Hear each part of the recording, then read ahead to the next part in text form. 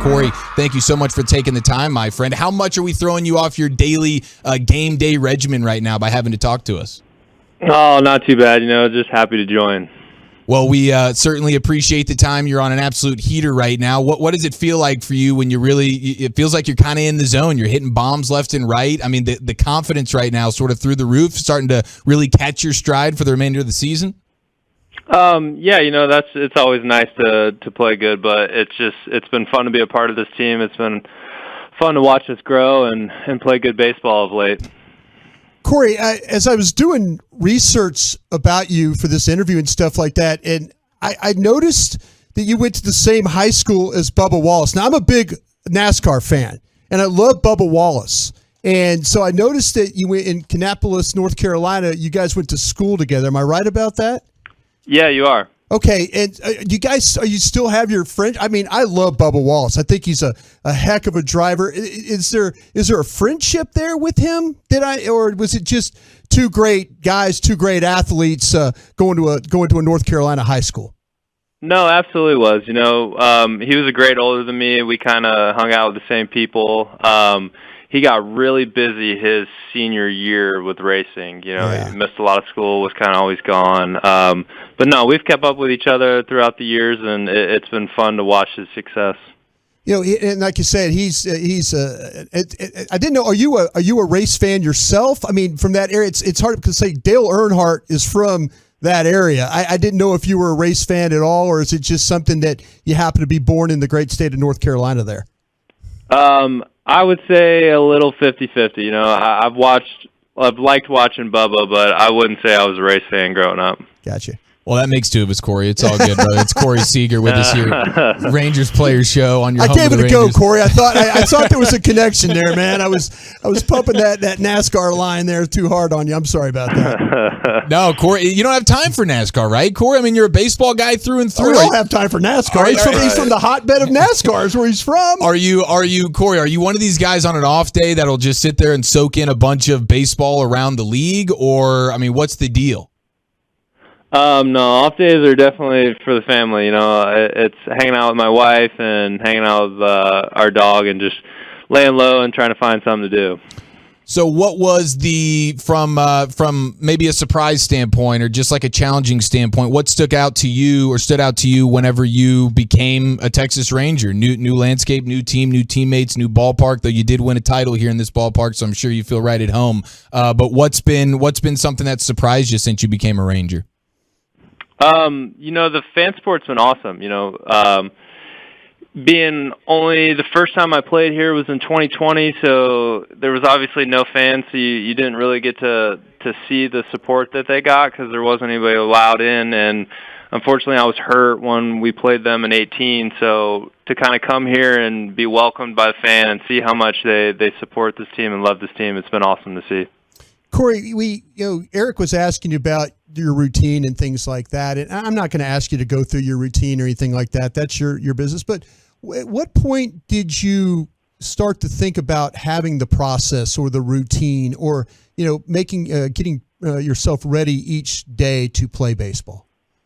Yeah, so I've always kind of been a routine-based person. I just function that way better, and it's kind of fluctuated throughout the years. You do different things. You learn about yourself more, and it's kind of just evolved into what it is now. And it's constantly a work in progress, and where you are and how you feel and what's going on. So, but for sure, been a routine guy my entire career. Is there things? Are you a reader, or do you watch videos, or do you go to people and talk about ideas to adjust your process, or is it something that you kind of just don't tinker with very much? It was definitely something where you talk to people kind of when you're trying to figure it out. You're trying to get advice from different people on how they do it, and it eventually blends into what works for you and what you like doing and what honestly prepares you the best for when the game starts. It's Corey Seager, Rangers Player Show, with us here on your home of the Rangers, 105.3 The Fan. It's been really cool to watch you and Marcus Semien really get rolling here offensively. And I'm curious, what adjustments have you noticed teams making against that combo of the two of you? You went back-to-back over the weekend, which was super exciting. But have you noticed any adjustments teams trying to make against you guys? Yeah, it's just it's fun to be a part of it so far. I was a fan of Marcus's from the other side. We played together in the fall league, so I kind of got to know him a little bit, and then to watch what he does on a daily basis and watch how he prepares and watches how he goes through his process, and they're different but similar in the fact of we're both trying to be out there and compete the best we can to win that night. And it's been a constant cat and mouse game for all of us on this side to see what we can do to win that night, and it's just constantly evolving and changing. Corey, again, doing a little bit of research about this, they mentioned about your idolizing Derek Jeter, and Jeter was a tall shortstop too. Was it something because of your physical makeup, or was it something else that drew you to your desire to study Derek Jeter and his game? I think it was just the desire of how he worked, how he carried himself. New York's not a easy place to play, and it's definitely not an easy place to win in. And for him to be able to handle it the way he did, be loved by that city and bring championships, it's just the aura of him and how he went about his business and how he carried himself that really drew me to him. Now, Corey, I know you and Woody kind of go way back with your Dodger days and things. I'm curious, what stands out to you about Woody as a manager compared to maybe other managers that you've had in the past? He's been exactly what I expected him to be. Kind of getting to know him in LA was obviously very comforting and made it easy a decision, but to just see how he goes through his process, see what he expects, and he expects a lot from us. He should. It's an expectation to be great, and we want to be great, and it's been fun to go through this process with him. Corey, since you're talking managers, is it true you had a manager named Razor Shines in Tulsa? I did. I sure did. Can you tell us a story about Razor Shines? It's an unusual nickname or a name for a baseball manager, I want to believe. Razor was one of a kind. He was intense. He was a go-getter. He was loud. He was in your face, but if there was one thing, that man always had your back, and he was always looking out for you, and he always wanted the best for his players, and that really rubs off from being around. I had Razor for 3 straight years, so it was a great learning curve and a great stepping stone for me. Is he a gentleman you keep in touch with? Every once in a while, do you drop him a line, or does he drop you a line and say, "Hey, I saw your line score the other night. Great job, kid," kind of a thing, or do you still maintain that? I haven't talked to him in the last couple of years, but he's definitely a person that I do need to reach out to shortly. It's Corey Seager, Rangers Player Show, with us here in the GBag Nation. Now, when it comes to your Ranger teammates, who would you say is the funniest teammate that you have on the Rangers right now? Oh, man. This is a good group of guys, and it's constantly messing with each other and trying to keep it lighthearted and just get the most out of each other. But, Nate Lowe's a sneaky, sarcastic, funny guy. Barlow's a good guy, and Cole's a fiery, funny guy. So, you got the best of all worlds here. Yeah, Calhoun seems like he's got the biggest personality in the clubhouse. Do I have that right? Yep, I would say so. Okay, now who's the most confident in the clubhouse? Like the guy that you could most likely find with his shirt off roaming around the clubhouse? Because I've asked this to a few players, and I there's a common name that keeps getting thrown back at me, and I'm curious if it's the same name for you. Oh no, with the shirt off, huh? Just a guy who's very confident in what he's got going on. Professional athletes, you guys are all studs. And maybe it's you, Corey. Maybe you're the guy roaming around the clubhouse with your shirt off very frequently. Maybe it's just in a towel. I don't think that was me. Okay, so it's Adolis Garcia. Okay, that's the answer. Are you co-signing this? Do I have this right? Yeah, absolutely. He's an awesome person. He knows what he's capable of doing, and he does it with such joy too. It's hard to find guys who are confident but not cocky. He does it in such a beloving way. It's really cool to watch. Yeah, Corey, and we mentioned that you're on this great run right now, and it's awesome to see, and the team playing better ball and stuff. When you're going on one of these runs, though, especially at the plate, Is there one thing that really, really works? I know hitting it, making the contact, but do you see the ball better? I mean, is there something that when you're going good, it's like, okay, I'm actually seeing this better, or is it just, hey, sometimes you have to have a little good luck along the way? I think it's a little bit of luck along the way. It seems like what you're looking for and where you want certain pitches seem to line up for a week, and you end up not missing them. So it's definitely a part of being in good positions, but there's definitely some luck involved. Corey Seager with us here in the GBag Nation. You've been around quite a few outstanding pitchers with your time in Los Angeles, Corey. But we have an all-star pitcher on the Rangers right now, Mr. Martin Perez, and I'm just curious what you've seen from him, how impressed you've been with Martin this year.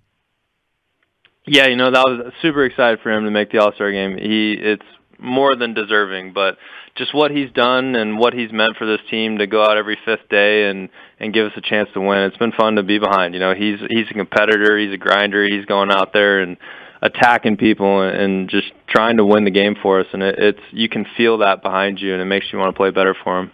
How's the heat treated you? Has that been a little bit surprising? We're getting ready to go to Oxnard for Cowboys training camp. We can't wait to get to some California weather. Has the heat been even? I know they told you about it, Corey, but even a little bit, dang, yeah, they weren't kidding. It's toasty.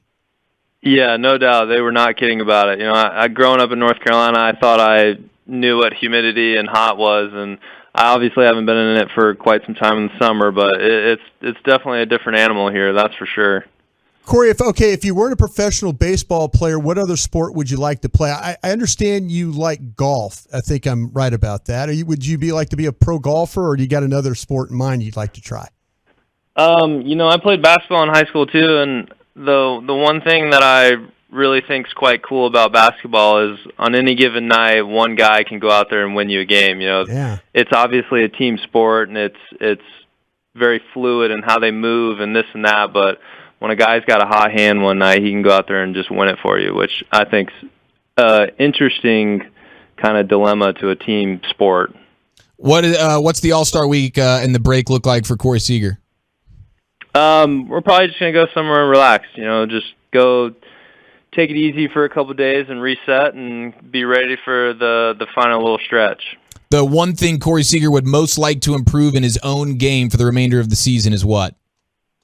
I'm always a guy that's trying to improve everything. I don't think there's one thing that you're just constantly trying to work on. That's kind of the point of your routine, is to get better in all aspects throughout the day.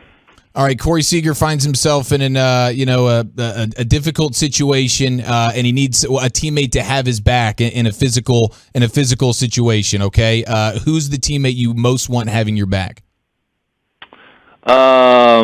Man, I guess you got to go either Adolis or Cole. I'm going Adolis because he's massive. Nobody wants to mess with that. And then I'd pick Cole because you don't fight crazy. You don't fight angry people. That's not the match you want. It's so good because those are the two names we consistently get back every time we get to chat with one of your teammates. It's either Adolis just because he's a physical freak show, or it's Cole Calhoun because that guy's got a screw loose, and you don't want to bleep with either one of them. You don't want that fight, Okay, if Adolis Garcia is the most physically impressive on the Rangers, who's the most physically impressive teammate you've ever had?